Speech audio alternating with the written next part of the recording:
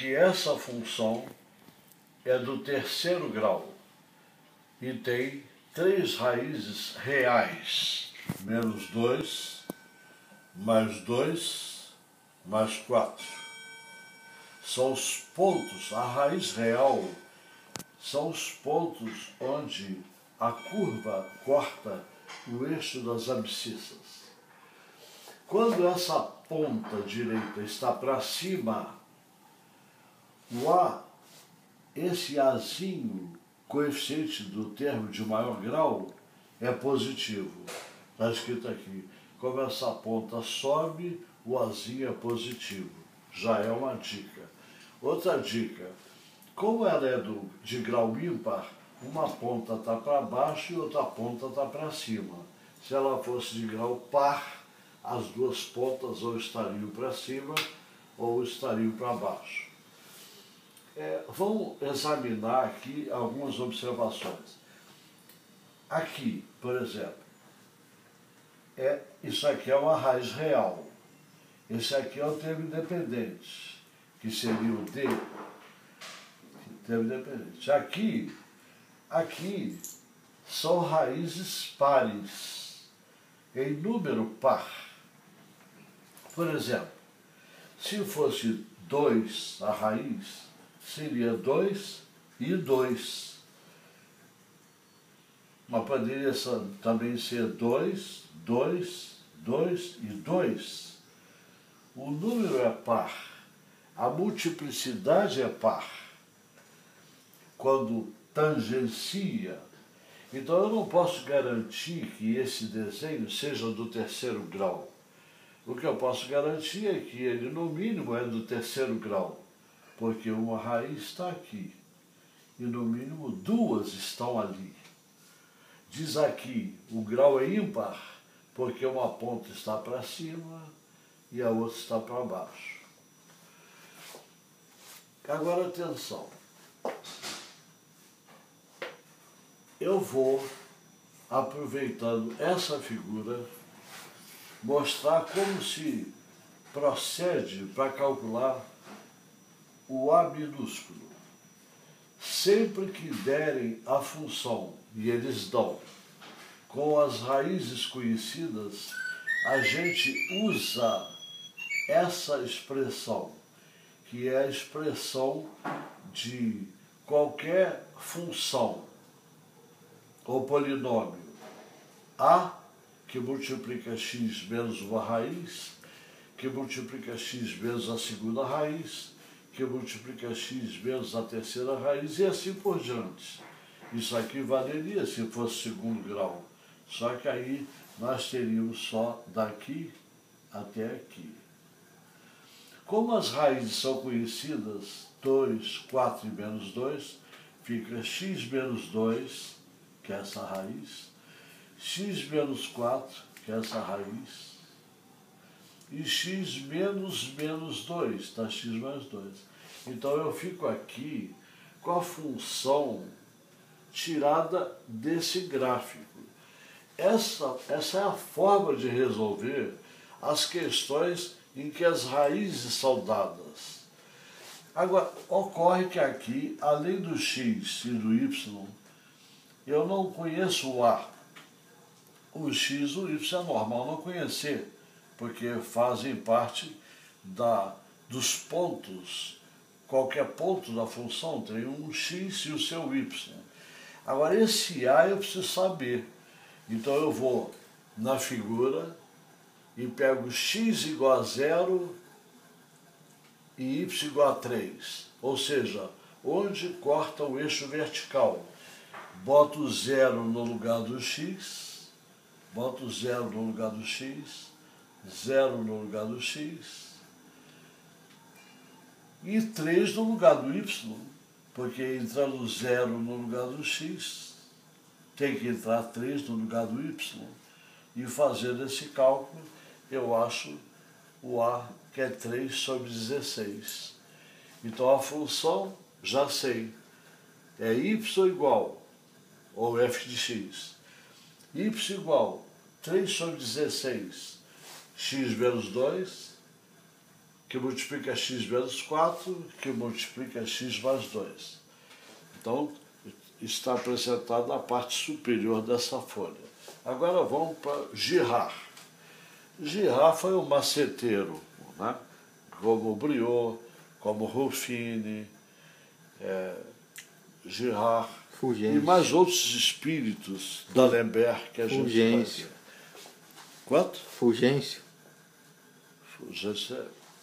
Quem é Fulgêncio? Geraldo. Ah, Geraldo. Girard Fulgêncio. Vamos ver. AX3 mais BX2 mais CX mais D igual a zero.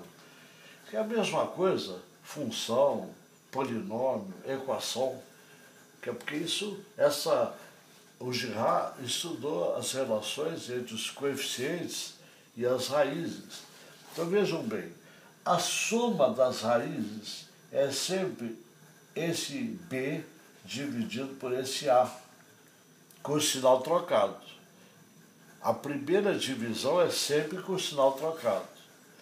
Eu vou fazer só a soma e o produto, que é o que mais interessa.